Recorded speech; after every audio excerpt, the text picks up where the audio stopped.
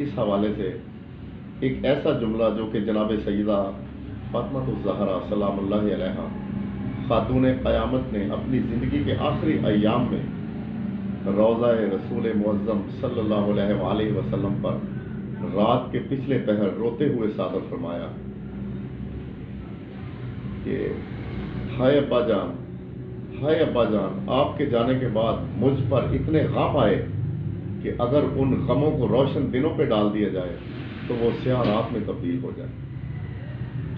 تو سامعین،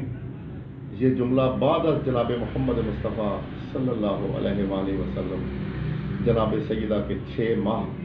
کی زندگی کے رنج و آلام کا بھرپور عکاس ہے،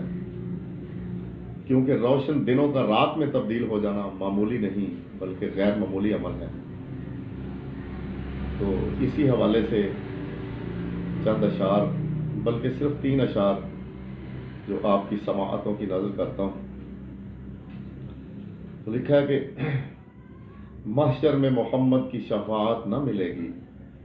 محشر میں محمد کی شفاعت نہ ملے گی، گر دشمن زہرا سے تو بیزار نہیں ہے،